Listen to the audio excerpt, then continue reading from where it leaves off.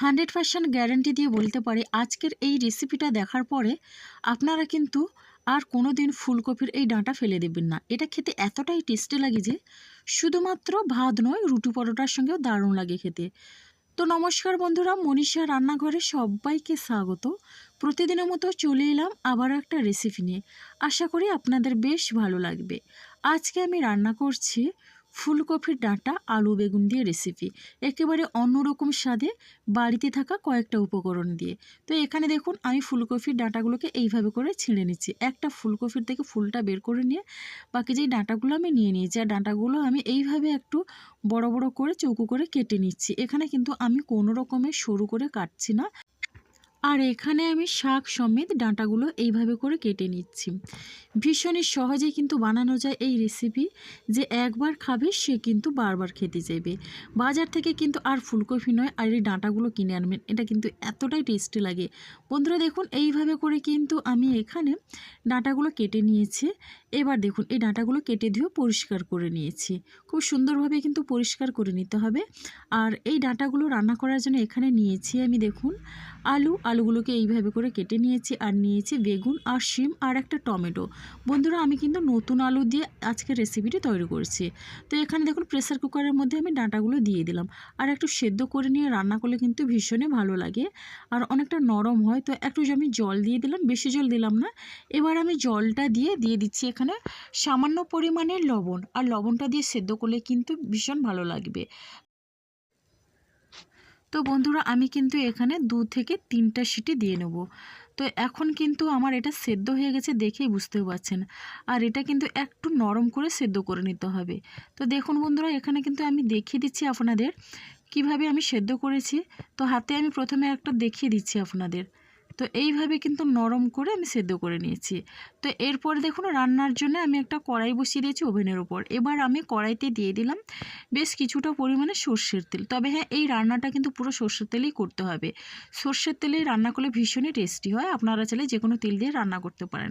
এবার তেলটা গরম করে 1 চামচ পরিমাণে 5 ফোড়ন দিয়ে দিলাম। 5 ফোড়নটা একটু ভাজা হয়ে আসলে, সুন্দর একটা গন্ধ বেরোলে এখানে দিয়ে দিচ্ছি আমি একটা মিডিয়াম সাইজের পেঁয়াজ। আর পেঁয়াজটাকে আমি এইভাবে করে কেটে নিয়েছি। আর এখন আমি পেঁয়াজটা দিয়ে একটু নাড়াচাড়া করে নিচ্ছি যতক্ষণ না পেঁয়াজের একটা হালকা কালার চলে আসে। তো বন্ধুরা দেখুন এইভাবে আমি নাড়াচাড়া করে নেওয়ার পরে পেঁয়াজটা কিন্তু একটু কালার চেঞ্জ হয়েছে, দেখুন খুব সুন্দর একটা কালার এসছে। আর এখন আমি এই কেটে রাখা আলুটা দিয়ে দিচ্ছি। এবার আলুটা দিয়ে এখন একটু নাড়াচাড়া করে নিচ্ছি। তো এইভাবে কিন্তু আমি আলু পেঁয়াজ একসঙ্গে আমি ভেজে নেব, তাহলে কিন্তু আলুটাও সেদ্ধ হবে আর পেঁয়াজটাও খুব সুন্দরভাবে ভাজা হয়ে যাবে। তো ঢাকনা দিয়ে আমি 2 মিনিটের মতো কিন্তু এটা রেখেছিলাম। এখানে কিন্তু আমি কোনো রকমের লবণ দিইনি, তবে লবণটা কিন্তু আমি একসঙ্গে পরে ব্যবহার করব। এবার ঢাকনা খুলে একটু নাড়াচাড়া করে নেওয়ার পরে এখানে আমি দিয়ে দিচ্ছি 1/2 চামচ পরিমাণে আদা বাটা।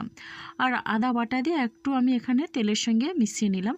বন্ধুরা আপনারা চাইলে কিন্তু সবজিগুলো আগের থেকে ভেজে নিয়ে তারপর মশলা কষিয়ে রান্না করতে পারেন। তবে এই পদ্ধতিতে একবার হলেও রান্না করে দেখুন, ভীষণই ভালো লাগবে ফুলকপি ডাঁটার এই রেসিপিটা। তো এখন কিন্তু আমি আদা দিয়ে বেশ ভালোভাবেই নাড়াচাড়া করে নিলাম যতক্ষণ না আদার একটা কাঁচা গন্ধ চলে যায়।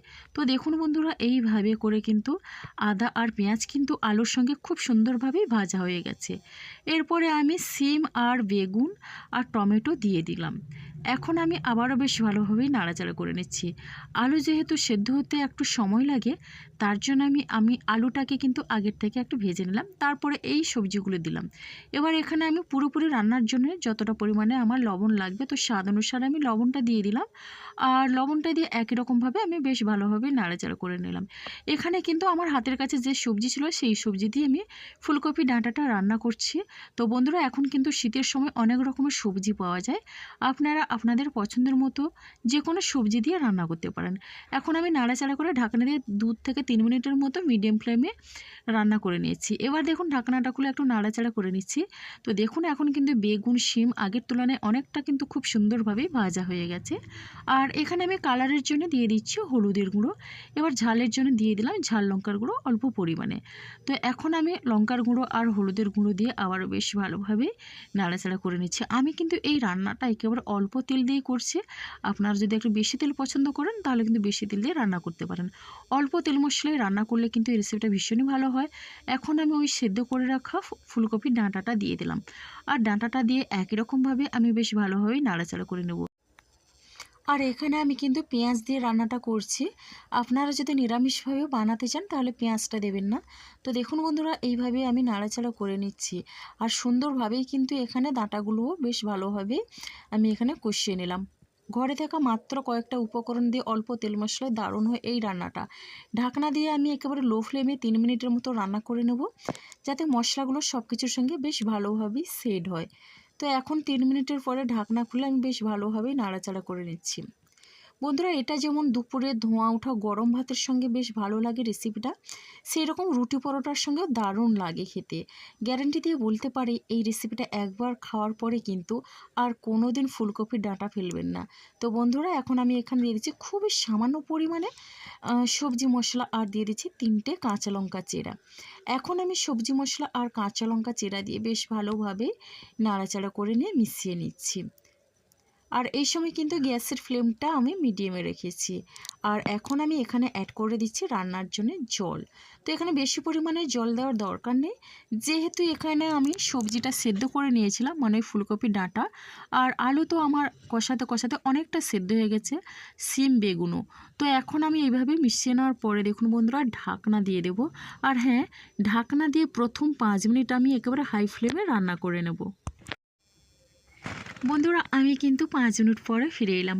আর দেখে বুঝতে পারছেন রান্নাটা কিন্তু আমার অনেকটা হয়ে গেছে। আর এখানে কিন্তু সবজিগুলো খুব সুন্দরভাবে সেদ্ধ হয়ে গেছে, আর ঝোলটাও কিন্তু অনেকটা কমে গেছে। আর এখন দেখুন, এইভাবে করে আমি ঢাকনা দিয়ে আরও 3 মিনিটের মতো রান্না করে নেব। বেশি সময় লাগবে না রান্না করতে। তো দেখুন বন্ধুরা, 3 মিনিটের পরে কিন্তু ঝোলটা অনেকটা শুকনো হয়ে গেছে। আর এটা কিন্তু একেবারে শুকনো করা যাবে না, যেহেতু আলু আছে, এটা কিন্তু অনেকটা ঝোল টেনে নেবে। তো দেখুন, এইভাবে আমি নাড়াচাড়া করে নিলাম। আর এখন কিন্তু আমি এটা নামিয়ে নেব। তো যেহেতু নিরামিষ রেসিপি, তার আগে আমি এখানে একটু দিয়ে দিচ্ছি চিনি। তো নিরামিষ রেসিপিতে একটু চিনি দিলে বেশ ভালো লাগে। তো এখানে কিন্তু রান্নাটা আমার একেবারে রেডি হয়ে গেল। আর এখন কিন্তু আমি এটা নামিয়ে নেব পরিবেশনের জন্যে। তো এখানে কিন্তু একটা প্লেট নিয়েছি, আর প্লেটের মধ্যে আমি নিয়ে নিচ্ছি। কতটা লোভনীয় হয়েছে দেখেই বুঝতে পারছেন বন্ধুরা। তো এই বাচ্চা বড় সবার কিন্তু বেশ ভালো লাগবে। ফুলকপি ডাঁটা যারা একেবারে অপছন্দ করে, তো তারাও কিন্তু চেটেপুটে খাবে। রেসিপি ভালো লাগলে লাইক, শেয়ার, কমেন্ট এবং সাবস্ক্রাইব করে আমার পাশে থাকবেন। তো নতুন বন্ধুরা যারা এখনও চ্যানেলটিকে সাবস্ক্রাইব করেননি, প্লিজ সাবস্ক্রাইব করে পাশে থাকা বেল আইকনটি প্রেস করে নোটিফিকেশান অল করে দেবেন। তাহলে বন্ধুরা, রেসিপিটা কেমন লাগলো কমেন্ট করতে ভুলবেন না। আপনাদের একটা মিষ্টি কমেন্ট কিন্তু আমাকে অনেকটা উৎসাহ দেয় নতুন নতুন রেসিপি বানানোর জন্য। তাহলে আজকের রেসিপিটা আমার এই পর্যন্ত। আর আগামীকাল আসবো আবারও একটা নতুন রেসিপি নিয়ে। আপনারা সবাই সুস্থ থাকুন, ভালো থাকুন।